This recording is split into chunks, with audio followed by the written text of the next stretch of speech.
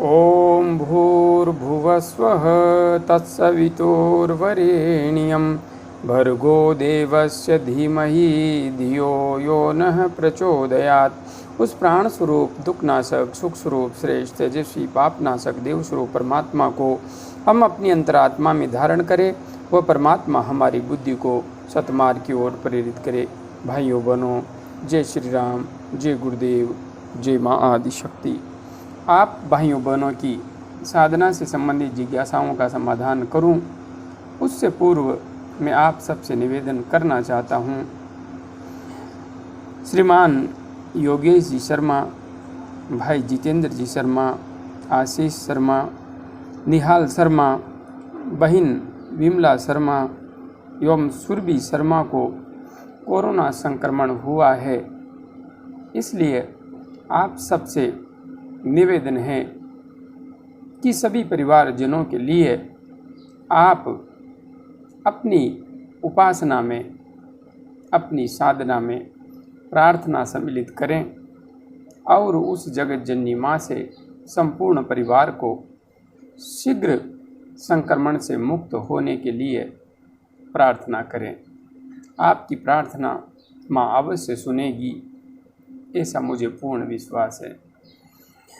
बहन वंदना सोने जी ने, जो कि रेकी मास्टर और प्राणिक हीलर हैं, उन्होंने अपनी जिज्ञासा प्रकट करते हुए लिखा है। प्रणाम महाराज जी, प्रणाम बहन, प्रणाम।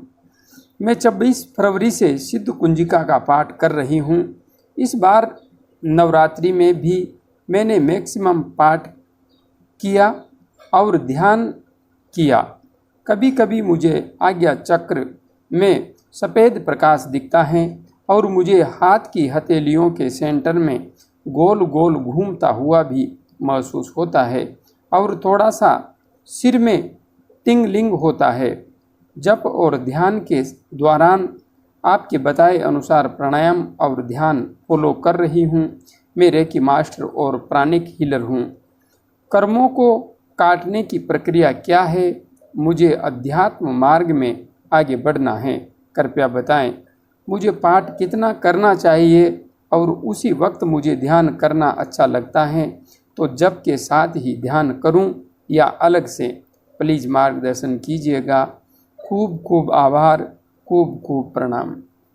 बहन वंदना जी, आपने पहली बार ही जिज्ञासा प्रकट की है और जो नए साधक भाई बहन जुड़ते हैं, अधिकांशतया मेरी कोशिश यही है और यही रहेगी कि उनकी जिज्ञासा को मैं अवश्य सम्मिलित करूं, क्योंकि जो लंबे समय से मेरे से जुड़े हुए हैं वे तो काफ़ी कुछ सीख चुके हैं। इसलिए उनकी जिज्ञासा यदि सम्मिलित नहीं भी हो तो कोई फ़र्क नहीं पड़ता, किंतु नए साधक भाइयों बहनों की जिज्ञासा सम्मिलित हो, यह अत्यंत महत्वपूर्ण है। वैसे आप मेरे से लंबे समय से जुड़ी हुई हैं, यह आपने लिखा है, किंतु जिज्ञासा तो शायद आपने पहली बार ही प्रकट की है। चलिए, आपने जो लिखा है उसका समाधान करते हैं विश्लेषण के साथ। आपने लिखा है, इस बार नवरात्रि में मैंने मैक्सिमम सिद्ध कुंजिका का पाठ किया और ध्यान भी किया। कभी कभी मुझे आज्ञा चक्र में सफ़ेद प्रकाश दिखता है, कभी कभी प्रकाश दिख रहा है। इसका अर्थ है आपका मन एकाग्र होने लगा है, किंतु हाँ, अभी पूर्ण स्थिरता नहीं आई है, इसलिए अभी आप धारणा की स्थिति से गुजर रही है और मुझे हाथ की हथेलियों के सेंटर में गोल गोल घूमता हुआ भी महसूस होता है। आप रेकी मास्टर हैं, हीलिंग करती हैं, और रेकी में क्या होता है, हम हाथों में ऊर्जा को लेकर आते हैं, हाथों में ऊर्जा को जगाया जाता है। अब आप जब पाठ कर रही हैं, ध्यान कर रही हैं, तो वह ऊर्जा विशेष रूप से आपके हाथों में भी प्रवाहित हो रही है, क्योंकि आपके ध्यान का केंद्र चाहे आज्ञा चक्र हो, किंतु फिर भी आपकी ऊर्जा का प्रवाह हथेलियों की ओर अधिक रहेगा, क्योंकि आपने जब रेकी हीलिंग सीखी थी उस समय आपका सारा ध्यान, सारा फोकस हाथ की हथेलियों में ऊर्जा को लेकर आना ही रहा था। इसलिए आपको यह जो अनुभव आ रहा है हथेलियों में, यह तो हीलिंग की प्रक्रिया के कारण हो रहा है। बाकी थोड़ा सा सिर में टिमलिंग होता है, ये जो सिर में हो रहा है, अभी आपका ध्यान थोड़ा सा टिकने लगा है, गहरा तो हुआ नहीं है किंतु टिकने लगा है, तो इसकी वजह से सिर में कुछ हलचल होने लगी है। जप और ध्यान के दौरान आपके बताए अनुसार प्राणायाम और ध्यान फॉलो कर रही हूँ, बहुत अच्छी बात है। मैंने जो साधना विधि बता रखी है उस अनुसार आप आगे बढ़ रही हैं, तो निश्चित मान लीजिए आप बिना किसी समस्या के, बिना किसी परेशानी के तीव्र गति से आगे बढ़ेंगी, इसमें कोई भी संशय नहीं है। कर्मों को काटने की प्रक्रिया क्या है? बहन, कर्मों को काटने की प्रक्रिया बड़ी विज्ञान युक्त है। कर्म वास्तविक रूप में देखा जाए तो काटे नहीं जाते हैं, कर्म भोगे जाते हैं, क्योंकि जो कर्म हम कर चुके हैं उनके फल को हम कभी भी काट नहीं सकते। और कोई यह कहता है कि कर्मों को काट सकते हैं, काटा जा सकता है, तो बिल्कुल असत्य कहता है। कर्म कटते नहीं हैं, कर्म सोच समझ कर करने पर ही कटते हैं और समाप्त होते हैं, अपना परिणाम देना बंद करते हैं। जिस प्रकार से यदि हम बबूल का पेड़ लगाएंगे तो हम पेड़ लगाने का कर्म कर चुके हैं, और जब उस पेड़ के फल आएंगे तो उन फलों में कांटे होंगे। और यदि हमने आम का बीज बोया है तो निश्चित रूप से जब फल आएंगे तो आम ही आएंगे। किंतु हाँ, आप इस पेड़ को यदि काटना चाहते हैं तो निश्चित रूप से आपको एक गहरा विज्ञान अपनाना होगा। गहरा विज्ञान, इसके लिए सबसे प्रमुख आवश्यकता है कि हम सोच समझ करके कर्म करें। जो कर्म हम कर चुके हैं उनका तो अच्छा एवं बुरा फल समय आने पर हमें भुगतना होगा, किंतु आने वाले समय में और वर्तमान में हमारा प्रत्येक कर्म मन के अधीन, स्वार्थ के अधीन नहीं होना चाहिए। हमारा प्रत्येक कर्म विवेक के अधीन होना चाहिए, क्योंकि हमारा किया गया आज का कर्म ही कल को हमारा प्रारब्ध, हमारा भाग्य बनने वाला है। इसलिए आज हम अच्छा करेंगे तो हमारे पास कल को लौट कर भी अच्छा ही आएगा, और यदि हम बुरा करेंगे तो कल को लौट कर भी हमारे पास बुरा ही आएगा। जहाँ तक बात है अच्छे कर्मों की, तो अच्छे कर्मों का फल यदि हम चाहेंगे नहीं, चाहते नहीं हैं, तो वह हमें अधिक प्रभावित नहीं करता, किंतु बुरे कर्मों का फल हमारे चाहने एवं नहीं चाहने से प्रभावित नहीं होगा। बुरे कर्म हमें निश्चित रूप से बंधन में डालते हैं। इसलिए योगी को, साधक को हमेशा सोच समझकर अच्छे ही कर्म करने चाहिए।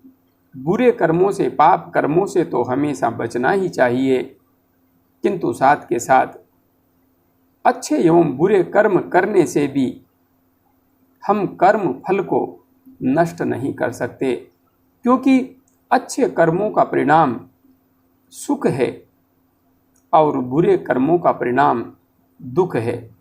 सुख एवं दुख ये जीव आत्मा के लक्षण हैं, जीवात्मा के लक्षण हैं, किंतु मुक्त अवस्था सुख एवं दुख से परे है। वह सत चित आनंद स्वरूप है और उसे इन कर्मों से प्राप्त नहीं किया जा सकता। वहाँ पर अकर्म की स्थिति लागू होती है और अकर्म वास्तविक कर्म को कहा गया है। आप जितने भी कर्म करते हैं, जितने भी कर्म, उन्हें वेदों ने अकर्म कहा है, किंतु एक ही कर्म को वास्तविक कर्म कहा है, वह है ध्यान के मार्ग में आगे बढ़ना, अध्यात्म के मार्ग में आगे बढ़ना, अपनी आत्मा की खोज में आगे बढ़ना। जब साधक अपनी आत्मा की खोज में आगे बढ़ता है तो वह वास्तविक कर्म करता है, क्योंकि संसार में किए गए हमारे प्रत्येक कर्म चाहे अच्छा हो या बुरा, किंतु उनका फल आता है और नष्ट हो जाता है, किंतु वास्तविक रूप में आत्मा के अनुसंधान के लिए किया गया कर्म कभी भी नष्ट नहीं होता। आप आज साधना के पथ पर जितना आगे बढ़ गए हैं, आपके साथ वह विज्ञान जन्म जन्मांतर तक आगे जाता है। इसलिए जब हम ध्यान की गहराई में डूबते हैं और ध्यान करते हुए समाधि की अवस्था को प्राप्त कर लेते हैं, सत्य चित आनंद स्थिति को प्राप्त कर लेते हैं, तो हम अपने वास्तविक अस्तित्व में आकर के ठहरते हैं। और वास्तविक अस्तित्व में ठहरने के बाद जब हम निर्विकल्प समाधि में जाते हैं, तो वहाँ पहुँचने के बाद हजारों लाखों जन्म की यात्रा के तहत जो हमारे चित्त पर संस्कारों के बीज जम गए हैं, वे सारे के सारे जल करके खाक हो जाते हैं, नष्ट हो जाते हैं। यही स्थिति है जब हम कर्मों का समूल नाश कर देते हैं, बिल्कुल कर्म निष्प्रभावी हो जाते हैं। इस स्थिति में पहुँचे हुए साधक के मन मस्तिष्क पर कर्मों के संस्कारों का कोई प्रभाव नहीं पड़ता। किंतु हाँ, यदि सिद्ध योगी भी इस संसार में समाधि के बाद रह रहा है, तो उसके पिछले कर्म यहाँ पर भी आते रहेंगे, किंतु हाँ, उसकी मानसिकता हर कर्म के प्रति निर्विकल्प होगी, वह आसक्त नहीं होगा। इसलिए आगे के कोई कर्म उसे बांधकर पुनर्जन्म लेने पर बाध्य नहीं कर सकेंगे। इसलिए वास्तविक रूप में देखा जाए तो कर्मों से मुक्त होने की पद्धति है होशपूर्ण तरीके से कर्म करना और साथ में ध्यान के मार्ग पर आगे बढ़ते हुए समाधि की अवस्था को प्राप्त करना। दोनों ही लक्ष्य लेकर जब हम साथ चलते हैं, तभी कर्मों को निर्मूल किया जा सकता है।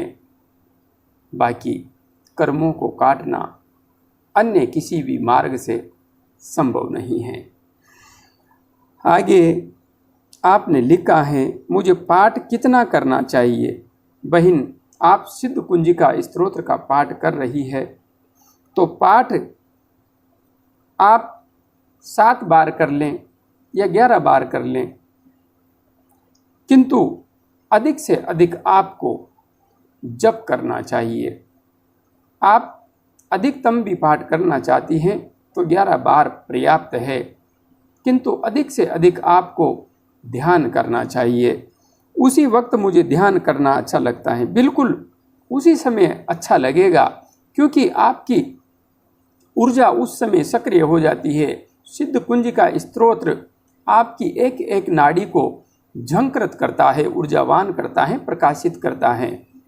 इसलिए यह स्तोत्र अपने आप में असीम शक्तिशाली है।